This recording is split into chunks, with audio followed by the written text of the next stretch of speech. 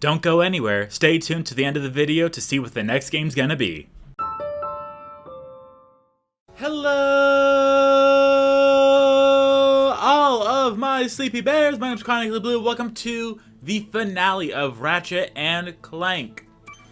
That's right. Last episode, we went through and we got everything that we missed. We got the gold bolts, the rhino cards, all of it. We even got every single weapon upgraded to level 5, which is the max basic level. Now, the only thing that I didn't do was to find a boss, which is what we're going to do right here, actually. Rangers, come in. We're inside the core and heading down to the gravity stabilizer's location. We should have it disabled soon. Copy that, Ratchet. The mag boosters are ready and we're in position. Just let us know when. You got it. Okay, so here we have the final trespasser puzzle. Now, if you went the entirety of the game without using the auto hack feature, you will get a safe hacker trophy. However, if some of them were too difficult and you needed to use the auto hack feature, that's quite alright. You can also use this Let's Play in order to find out what the solutions are.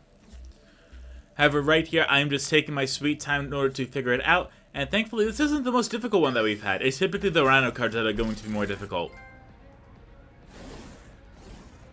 Warning, gravity stabilizer deactivated. Remember, that core is nuclear, so be careful. What was that? Nothing. We're good.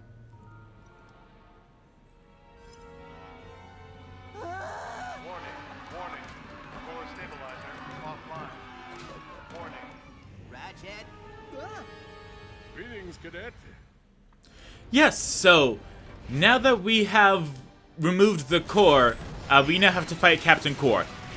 Now, with Captain Quark, what's going to happen is that there's going to be specific parts where once we reach a certain health, he's going to throw a Groovitron, and we have to try to hit the Groovitron with our dancing body. Now, once we have been struck with the Groovitron, we cannot attack, we cannot do anything, we can only dance. So we can move to try to hit the Groovitron to destroy it in order to continue moving forward. Now, yes, I am using the Rhino here in order to try to speed things up in order to keep things condensed to a regular episode. Now, again, if you do not have the Rhino, anything's going to work here. So you can just keep swapping around weapons and that's going to be perfectly fine. However, just for the sake of we have it, let's use it, I've decided to go ahead and use the Rhino. But we can also use any other weapons aside from the Sheepinator. Believe it or not, the Goatinator now will not do any damage. So if you are trying to attack Captain Quark and you are just completely out of ammo, sorry, the Goatinator isn't going to do a whole lot. But you can use the Groovitron on Captain Quark and it will work. Just in case you were wondering if that's possible. Now I typically use a mixture of the Warmonger, the Predator Launcher, as well as the Protoclast, of course.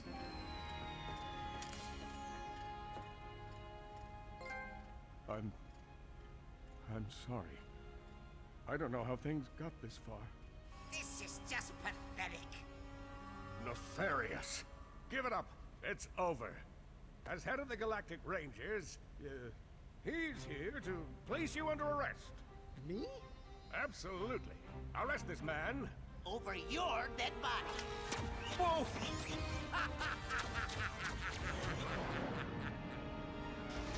Mag boosters engaged!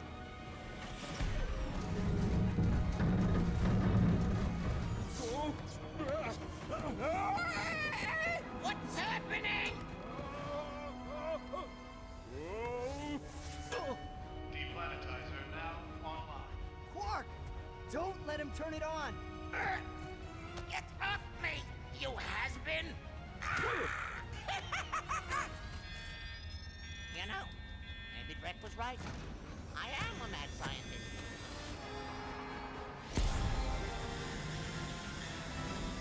Hooray, you missed. You've ruined everything!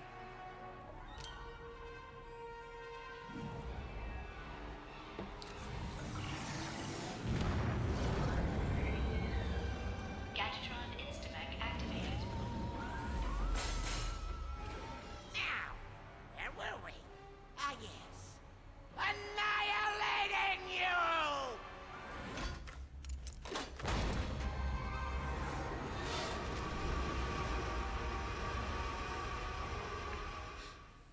Okay, so now we have the first part of the boss fight, which is grind rails.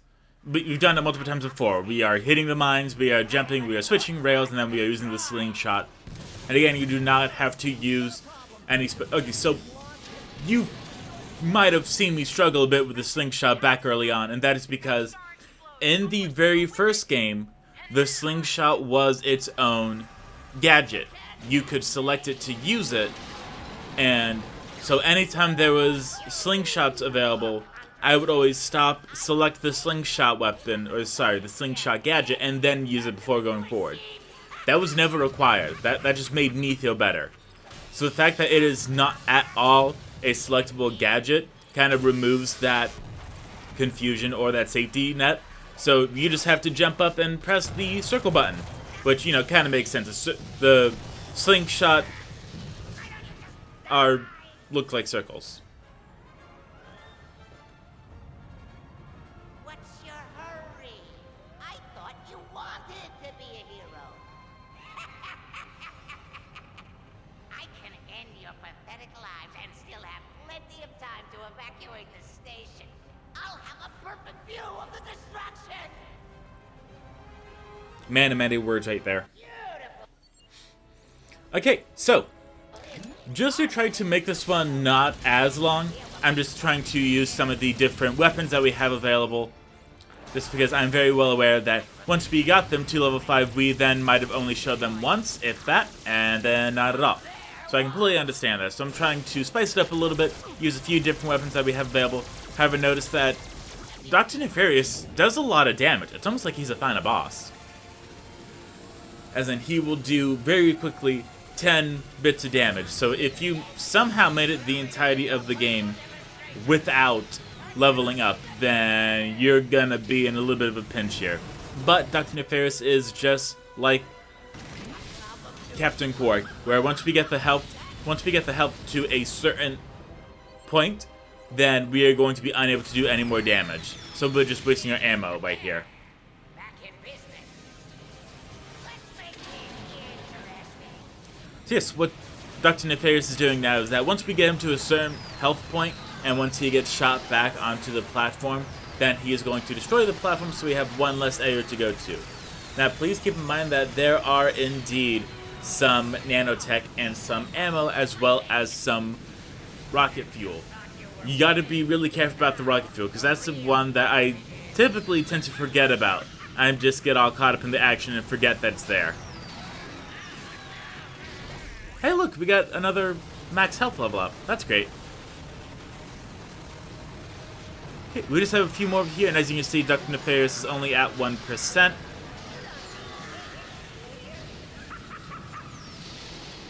And enemies do respawn, unfortunately. Hello, Dr. Nefarious. Are you ready to end?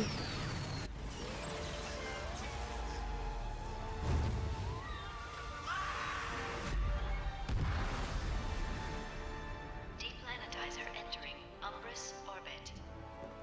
Let's go. Ratchet, you have to get out of there now!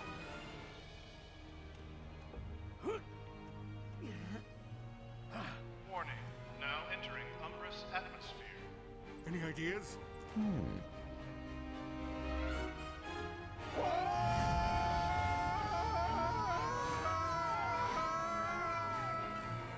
We must find one of Drek's teleporters. I saw one on the bridge. Watch out! Whoa. Hang on, boys. It's here! Hit the brakes!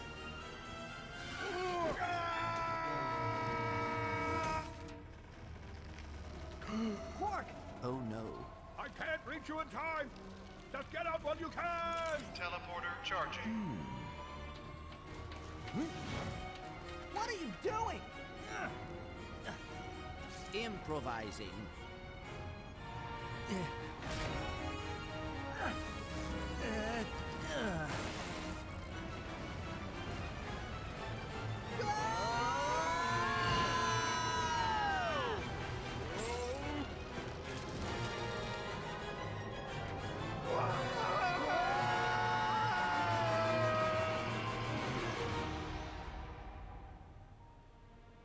And that, my friend, is the story of my heroic redemption. The end. Wow, that was a heck of a story, Captain. I even rooted for the heroes. Normally, I hope they, you know, die. Well, that's touching. Captain? Hey, Ratchet, Clank, how are you guys? We are doing well. We just came here to visit the Rangers. Yeah, Alaris invited us over to try out some new weapons and, you know, just boring old stuff. How are you? Great, good, fine, yeah. Prisoner escaping. Prisoner escaping. Prisoner escaping. What did I tell you? No prison can hold Shiv Helix.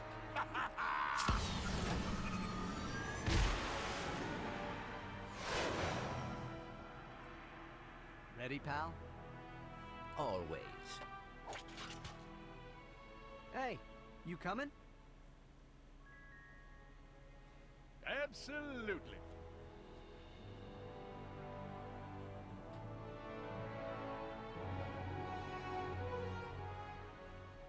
Okay, so first thing, that combustor is not that powerful.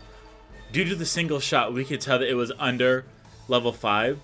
So unless they went and upgraded all of it with the Raritanium, it would still not do enough damage in order to knock the enemy back. Anyway, that's just my little nerd bit that I had to get it though. That I had to get out though. I can speak, I promise. But yes, that is the end of Ratchet and Clank. Now, stay tuned, because after the credits, we're going to show you the Omega variants of all the weapons, as well as how much it would cost to purchase all the Omega variants. Because I like adding stuff for some reason. As well as because we went and got all 28 gold bolts, we also unlocked the Insomniac Museum, which shows a bunch of the stuff from previously from Ratchet and Clank's first few games, and just some very lovely tidbits, as well as we will also be showing the image gallery that we unlocked for getting enough gold bolts as well, that is available in the cosmetic option of the pause menu. But we have finished the game, and now it is time for me to tell my thoughts like all the other greats have done before. This is a really good game. This is not bad by any means. There's some parts where it kind of lags a little bit. I wish that the weapons upgraded faster. I wish that there was a shared experience ability, so that way all the weapons leveled up all together, but it would take longer, but it'd be worth it, because, you know, all the weapons would upgrade at the same time. I wish that happened. I know that's not really possible, unfortunately. It would just be nice. We did miss 5 planets in this game, because in the remake, they didn't do 5 planets. For what reason, I'm not sure, but meh, I'm alright. You will be noticing that skip button at the bottom right corner for the credits. That's not how we do things here. I like to respect everyone that gave their time, energy, and thought in order to do wonderful video games that gave us the entertainment and content that we view today. I grew up with Ratchet and Clank. I really did. I cannot tell you how many times I would go to the flea market and find Ratchet and Clank for the PS2, and I would get it, and then I'd play it, and it would just be my entertainment for a while. I've grown up with Ratchet and Clank practically. I unfortunately did not have time to play any of the PS3 versions, nor the PSP or the PS Vita, but once it got remade on the PS4, I had to dedicate my time to it, and I did. There is a Ratchet and Clank Rift Apart on the PS5. I don't have a PS5, and that's the only game that I want, and I don't have a powerful computer. So, oh well, we will have to keep waiting for that one, maybe in the future. But this game, to see it revamped was pretty nice. To know that it was software was also pretty good. I still have not seen the movie. I still have the movie. I just haven't watched it. But maybe I will change that and let you know my thoughts. Same with the Uncharted movie. I don't know what it is with Sony and Insomniac making movies about their games, but you know, I have them. I just haven't watched them. I don't have time. I'm too busy making Let's Plays. Which is definitely a benefit. I'd rather be making Let's Plays instead of just not. I like playing games, and Let's Plays force me to make a schedule so I can stay consistent with it, so I can remember where I am, so I can very slowly progress my way through it, so that way, after a little bit of time, I'm able to finish it. That's exactly what I prefer. Now, as you can tell, this is Monday that you are seeing this, and we will not be having a video on Wednesday. What I'm going to be doing is I'm going to be taking this time to go through, get all the videos from Ratchet and Clank, and put them all together in one big long play. Yes, remember when I did that? We're going to be doing that here. So, if you're watching this right now on the long play, congratulations! I hope you didn't fall asleep and YouTube automatically put this on for you. But if you did, been there. Legitimately been there so many times. I can't even tell you. But there's so many parts of this game that I really enjoyed. I loved all the weapons. The weapons are so cool. They changed a majority of the weapons from the first game to the remake, which, meh. They did it so it was a little more iconic, which I get, but there's still some parts that I definitely remember. I still definitely remember quite a lot of the first Ratchet and Clank game that were not here. Mostly the weapons. That's about it. As well as Ratchet was a lot more negative and less friendly towards Clank as he was in the remake, which I'm very happy they made that change. Later on, Ratchet and Clank do become much more friends. However, if you play the very first one, Ratchet thinks that Clank is a nuisance more than anything, which, yeah, that's not really helpful for me. So I'm glad that we have that change here. As well as if you like any of the filters, aesthetics, if you think the game is too fast, too slow, once you get the gold bullets, you can go ahead and customize that as well. You can also change the ship paint, the armor paint, and once you get enough ammunition as well as gold bullets, you can then activate invincibility as well as the infinite ammo.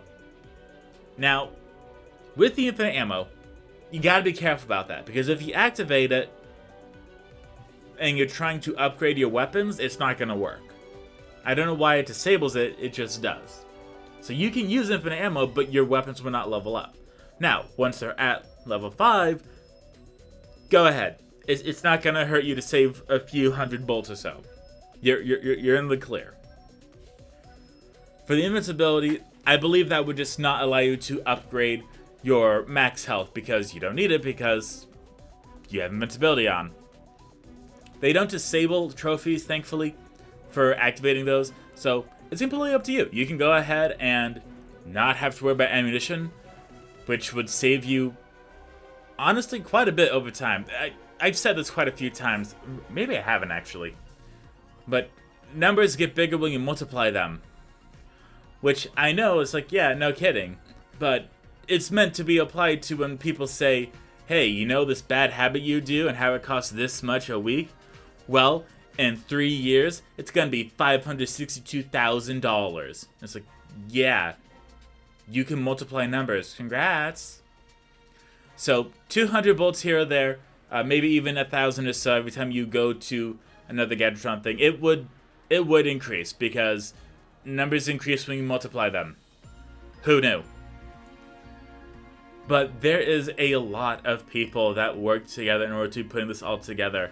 As well as I think the game was trying to go for the longest credits possible because not only does it have all the localization, all the programmers, developers, voice actors, special things, the production babies, all that.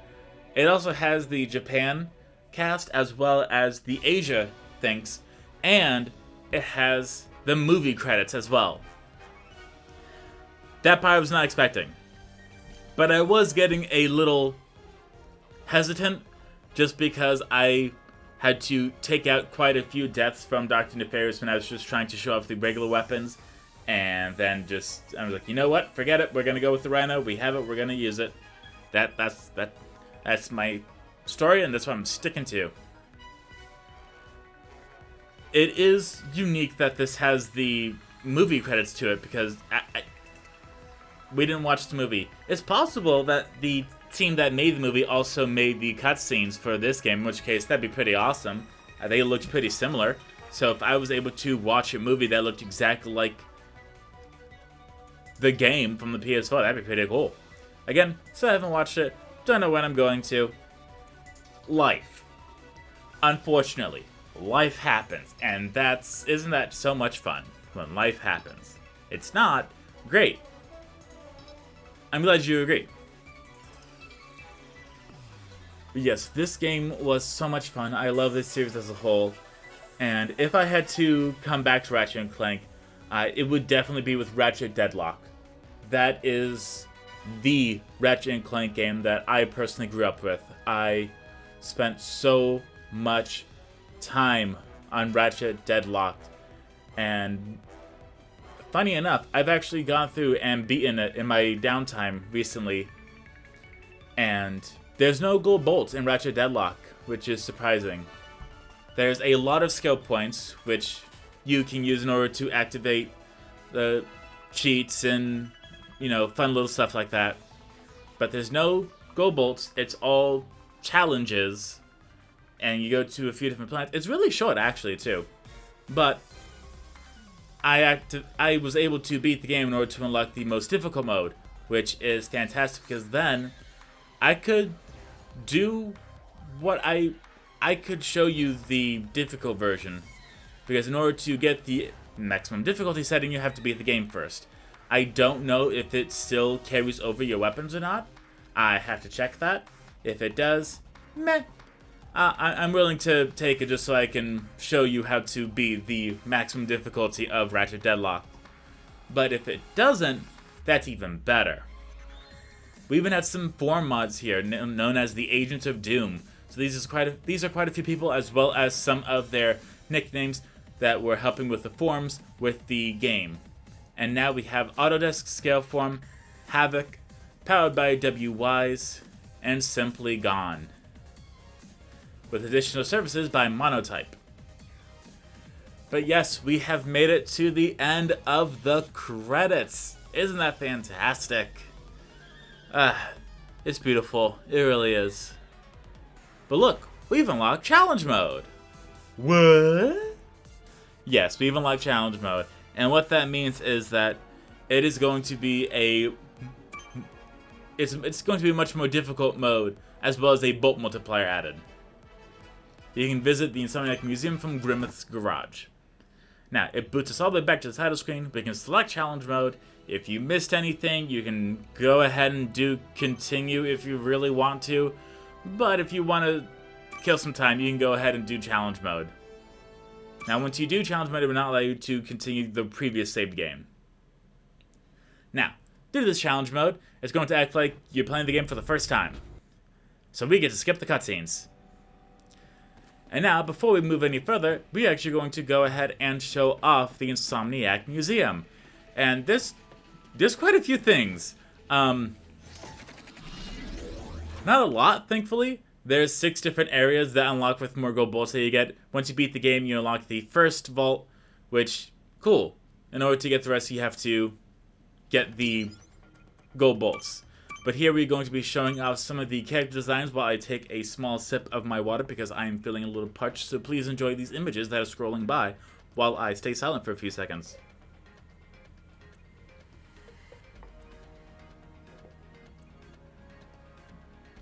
Much better.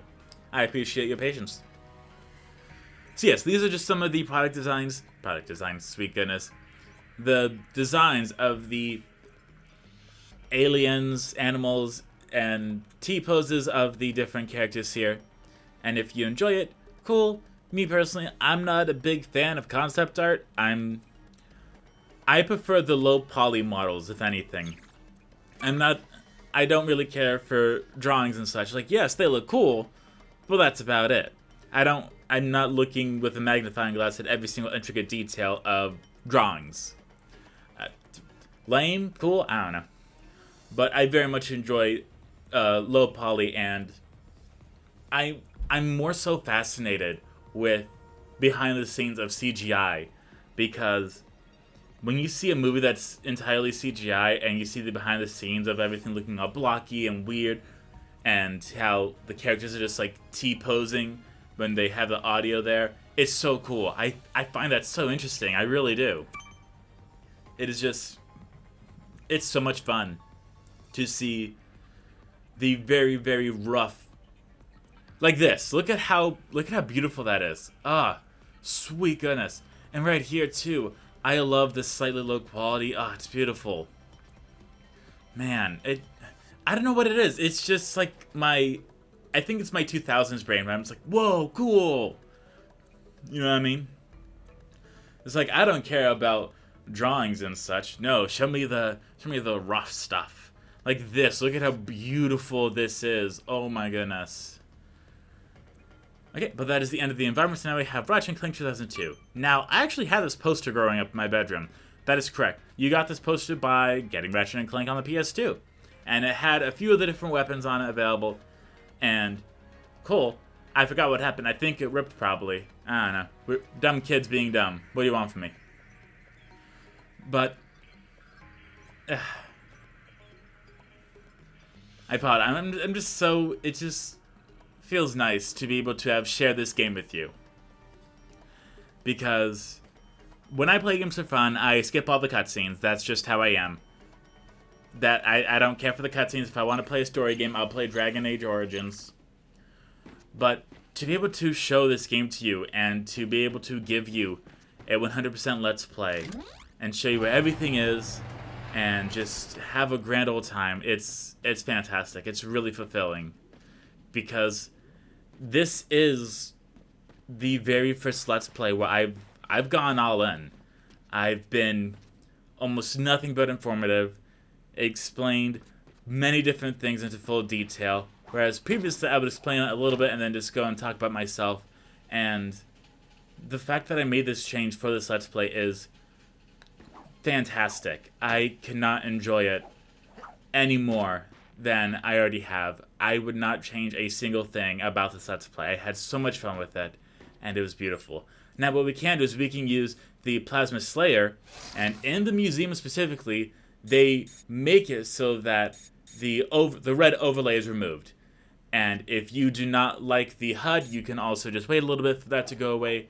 Now, we can't take photos in here, but we can use the share button on the PS4 in order to take small photos, save videos, this, that, and the other. In fact, I actually used a picture in the Insomniac Museum as my background for a while on one of my old PS4 profiles, which, don't worry, I still have access to. Now here, we have some of the basic stuff. We have cutscenes from the game, which I'm like, nah, not really a fan of seeing the stuff that we've already seen before. But then we have this weird Ratchet plush thing. Let's see what this is.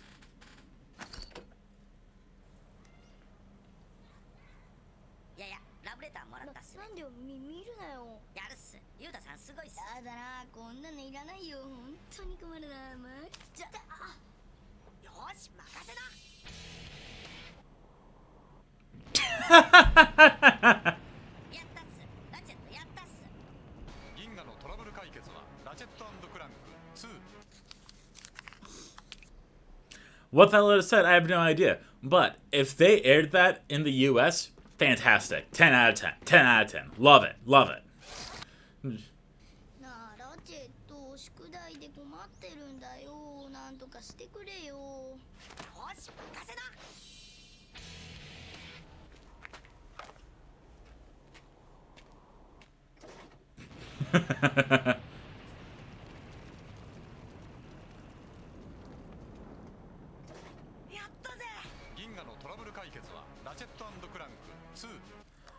Now, for the Japanese yen, you saw how it's 5,800. So in Japan, with yen, each yen is a cent. So the cost for Ratchet and Clank 2 was $58, or yeah, roughly in American money. Yes, I actually used one of those photos back there as my PlayStation background. Now here we have the little computer that we had available. Now there's nothing else that we can view, unfortunately. There's a lot of photos. There's a lot of cosmetic art, some designs. We even have some of the previous weapons from the first game, which all of a sudden now they are running away from me, because why wouldn't they? There's the Ratchet and Clank balloon, which if you get that one upgraded in the first game, then it becomes Shadow Ratchet and it has dark eyes, and that's it. So, meh. But we just have some big areas here that we can explore, and there's quite a bit of different things. There's either some stuff from the very first game, or a bit of miscellaneous stuff from all the other games, such as we have Miss Holga. It's either Holga or Olga, and she is the coach that trained you at the obstacle course back on Karwan, I believe. Yes, she would be there, and she would actually give you the slingshot. That's just the very small stuff that I remember from the game. Here we even have a cardboard cutout of the Japanese Ratchet, which is... I can't tell if it's terrifying or cute, so I'm gonna go... terrifying. That's what I'm gonna go with. And we do still have quite a bit of different things to look around at.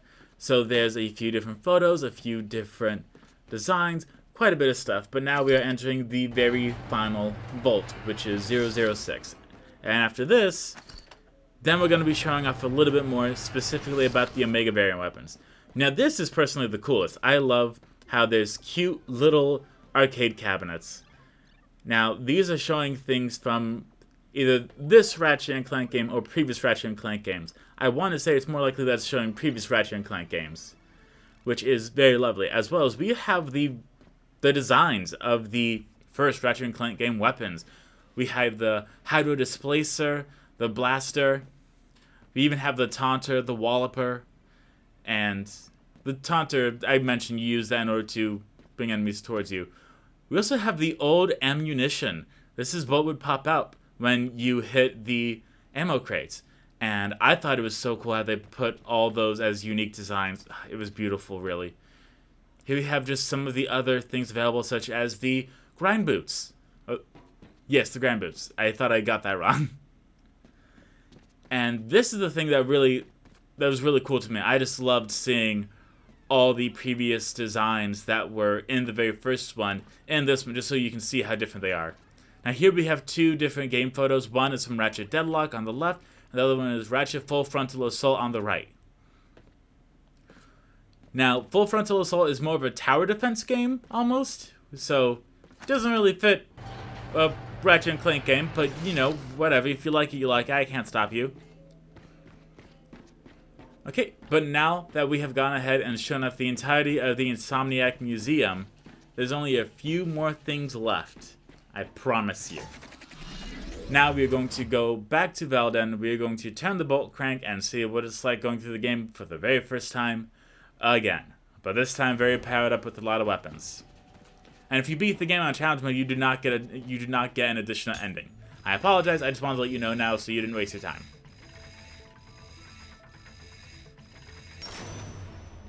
And so Ratchet began his adventure, hoping to become a galactic ranger. Now, right from the start, you have all weapons that you had previously. If there's any that you missed, they'd be available at the Gadgetron. What we're going to do is we're going to use our Doom Blades here, and we have the Bolt Multiplier. What that is that every time you hit an enemy, it increases, and if you take a hit, then it goes all the way down. Omega weapons are now available, and this is fantastic. In order to do this, one, you have to have all your weapons up to level 5. You have to have a singular weapon up to level 5, as well as collect all the holo card set. So if you have the Proto-class holo cards, but only Zircon Jr. is at level 5, you're only going to be able to have access to Zircon Jr. if you have the holo cards for Zircon. Now here we have all the new things. They look more or less the same, however, they do have new cosmetic variations, as well as you're also able to level them up to level 10. In which case they would get another upgrade. But that part is completely optional. They do more damage, of course. I'm not sure about the Goatinator, because I don't want to spend that money on a Goatinator. I didn't even want to spend the money on a sheepinator, but adding it all together, it would be 3,626,000 bolts in order to buy all the Omega variants. That's a lot, but that's why we have the bolt multiplier in the challenge mode. Now, if we go ahead and look at the upgrades, we can see that for the Proto class, it's almost done. But if we go and buy the Proto class and then go to upgrade the weapons, we will see that there is quite a few more hexagons available. So, with us having the fully upgrade areas, we can now go through and collect way more raritanium. Why the holo cards are an option, I don't know. They just are. Now, you do get an achievement for fully upgrading a weapon all the way up to level 10, as well as upgrading every single hexagon there. And you also get one for doing that for every single weapon. If you want to do that, you totally can. Me, I'm alright. But what I'm showing off right here is how the new Proton Drum Omega variant has a very large spread. It covers up the entirety of this little area here, which is fantastic. The only thing I haven't shown off is what happens if you die as Clank in this chase sequence. Yes, that's it. He falls asleep and that's it. But, thank you all so much for watching. I hope you all enjoyed. I'll see you on next time. Goodbye, my sleepy bears!